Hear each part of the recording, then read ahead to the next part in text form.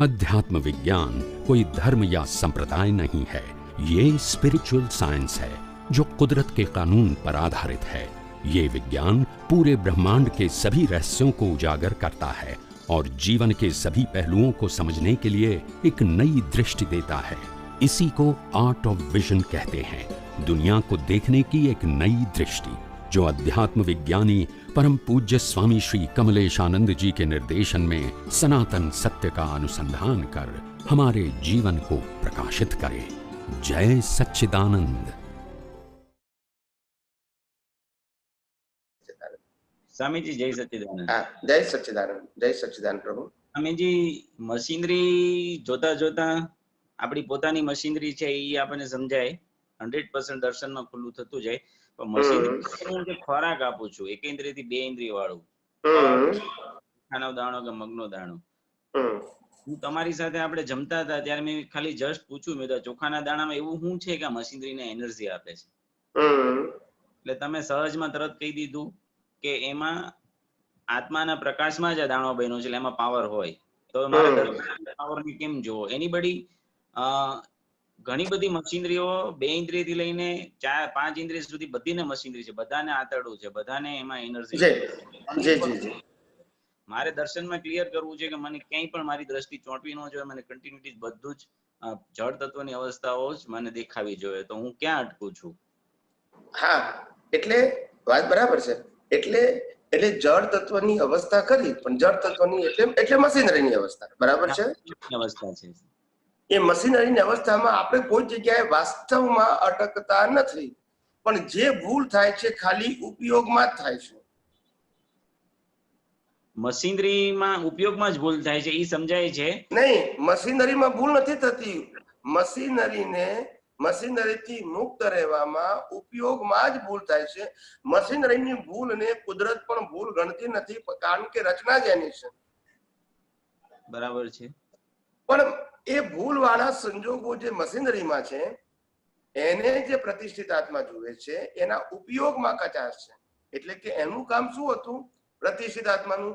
કે મન વચન કાયની અવસ્થા માત્ર ને કુદરતી રચના જ જોવાની હતી, અને હું કુદરતી રચનાથી મુક્ત એવો શુદ્ધાત્મા છું આ જ જોવાનું હતું.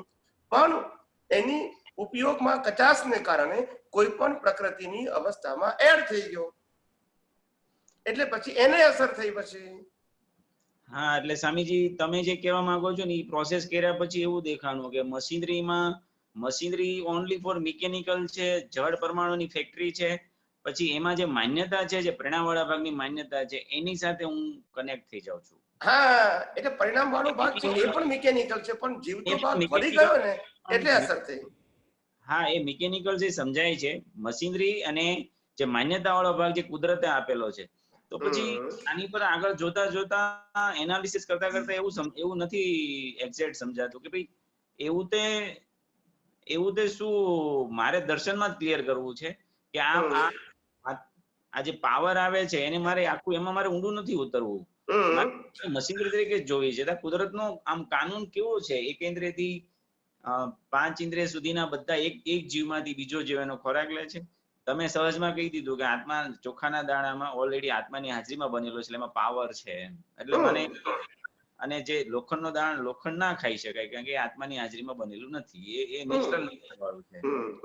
સ્વામીજી, એમાં વિજ્ઞાન તો કેટલું બધું બ્રોડ વિઝન થી સમજવાનું છે. આમ જો તમે જ્ઞાનીઓ કહે છે કે સહજ છે, સરળ છે, સુગમ છે, અને સહજ સરળ ને સુગમ જ છે. અનુભવી મળ્યા જેટલા રિલેટિવ સત્યમાં ઊંડા ઉતરીએ છીએ એટલું જ અઘરું લાગે છે. બાકી સહજ સરળ ને સુગમ છે. અને મેં તમને જે દ્રષ્ટિ આપી છે એટલી બધી સુગમ છે કે મન વચન કાયાની અવસ્થા માત્ર અને 5 ઇન્દ્રિયો દેખાતી સમગ્ર સૃષ્ટિને જો તમે કુદરતી રચના તરીકે જોતા જેમ જેમ શીખતા જશો તેમ તેમ તમારું જે અજ્ઞાન નાશ થશે, તેમ તેમ આ જગતનું સનાતન સત્ય અનકવર થશે. એમાં મહેનત તો છે નહીં, કશી મહેનત નથી સ્વામીજી. પહેલા તો શું હતું? મારે તપ કરવાનું, જપ કરવાનું, આ કરવાનું, પૂજા કરવાની, આરતી કરવાની, ફલાણું કરવાનું. એ કરવામાંથી જ આપણે બહાર નીકળતા નતા. ઉપયોગ નતો, પ્રશ્ન હતો જ નહીં, પ્રશ્ન ક્રિયાનો હતો પહેલા. તો તમે જે આ બધા જે એકેન્દ્રિયના દાણાઓ છે જે આપણે આહાર તરીકે લઈએ છીએ, એમાં શું આત્માની હાજરીમાં શું પાવર કેવો હોય છે? એ તમને દર્શનમાં શું દેખાય છે? એટલે પાવર કેવો હોય સમજાવું તમને. કોઈ પણ જીવતી વસ્તુ હોય, આ ઘઉંનો દાણો કે ચોખાનો દાણો એ કેન્દ્રીય છે, એની અંદર આત્મા તો છે. એ આત્મા ના હોય તો એને જળ કહેવાય, અને એકલું જળને ખાઈ ના શકાય. જે આપણે ખોરાક ખાઈએ છીએ એ ચેતન છે, એને જ ખવાય, જળને ખવાય નહીં. એ સિદ્ધાંત ખબર છે, એ આપણને. એટલે બધામાં અંદર ચેતન છે, અને ચેતનના આધારે જેનો ગ્રો છે, અને એ ગ્રો ને પછી આપણે એની પ્રોસેસ કરીએ છીએ, એટલે પછી એને એનું જે બોડી છે એ આપણા માટે એક ફિઝિકલ ક્વોલિટી તરીકે આપણને હેલ્પફુલ થાય છે, અને આત્મા એમાંથી નીકળી જાય છે જ્યારે તમે એને પ્રોસેસ કરો છો ત્યારે. પણ જ્યારે એનું પ્રિપેરેશન થાય છે ત્યારે તો એ પોતે જીવતો જ છે. એક ચોખ્ખો તમે 5-50 ચોખા તમે જમીનમાં દાટી દો છો, અને હવા પાણી મળે, ખાતર મળે, તો એમાંથી હજારો દાણા થાય છે. કેમ? સ્વામીજી, જયારે લોટ બની જાય છે, ચોખાના દાણા ઘઉં દાણા લોટ બની જાય છે, ત્યારે હું આત્મા તો એટલી વિજ્ઞાનમાં સમજાઈ ગયું કે આત્મા એક્ઝિટ થઈને બીજી કોઈ જગ્યાએ જાય તો પાછળ કઈ એનો પાવર મૂકતો જાય છે કે પછી કુદરતી રચના જ જોવું? ના, એટલે પછી એ લોટમાં કે બીજી બધી વસ્તુમાં રિલેટિવ પાવર આવે, આ પ્રકૃતિને ચલાવવાનો. આત્મિક પાવર ના હોય પછી એને. તો આની પરથી તો એવું તારણ નીકળે કે આ ફેક્ટરી અને આત્માના ગયા પછી જે અવસ્થા છોડતો જાય છે કુદરતી રચના વાળો ભાગ, એ જળ પરમાણુનો ખાલી આપણે માનીએ છીએ એટલું જ છે, બાકી મિકેનિકલ ફેક્ટરીઓ જ છે બધી, એવું સમજી શકાય? બધું એ જ છે. આ તમે કારનું એક્ઝામ્પલ લો કે કોઈ પણ મિકેનિકલ મશીનરીનું એક્ઝામ્પલ લો તો તમને ખબર પડી જાય. જેમ કારને જેમ પેટ્રોલ નાખો એટલે બધા પાર્ટ્સ એક્ટિવ થઈ જાય અને કાર સરસ ચાલે, પણ એને ઘસારો પહોંચે, એને તૂટે ફૂટે તો પાર્ટ બદલવા પડે, અને એની લાઈફ એન્ડ થાય તો આપણે એને પછી ગાર્બેજ કરી નાખવું પડે. એવી રીતે બોડીનું પણ સેમ છે, સેમ. એમાં કોઈ જગ્યાએ ચેતન નથી, પણ ચેતનની હાજરી છે. ચેતનની હાજરી છે. ચેતન નથી, કોઈ આ અવસ્થામાં ચેતન નથી, પણ ચેતનની હાજરીમાં આ બધી અવસ્થાઓ પાસ થાય છે. એટલે તમે પણ કહો છો ને દાદા ભગવાને પણ કીધું છે કે એક પણ જળ પરમાણુ પોતાના સ્વભાવમાંથી વિખાતું નથી, એક પણ નવું નથી બનતું. બધા જળ પરમાણુ પણ એની અનંત અનંત અનંત અનંત જળ પરમાણુ જેટલા છે એટલા જ રહે છે, આત્મા પણ એટલા જ રહે છે. એક પણ આ 6 તત્વોમાંથી એક પણ તત્વ વધતું નથી ને ઘટતું નથી. એટલે એ ત્યાં તમે તમારી આખી લાઈફ જુઓ ને, ફિઝિકલ લાઈફની વાત કરું છું, તમે ફિઝિકલ લાઈફ જુઓ તો તમને લાગે છે કે જેટલું ઇનકમિંગ છે એટલું જ આઉટગોઈંગ છે. એમાં કશું એચિવમેન્ટ છે જ નહીં. No achievement at all in your life, nothing. કુદરત કહે છે તમને જે આપું છું જન્મતાની સાથે બોડી સહિત, સગા એટલે સાધન, સંપત્તિ, સત્તા અને સંબંધો, આ બધું ગ્રેજ્યુઅલી આપું છું અને ધીમે ધીમે પાછું લઈ લઉં છું. છેલ્લે બોડી લઈ લઉં છું, કારણ કે મારું હતું. તમે યુઝર છો, યુ આર નોટ ઓનર.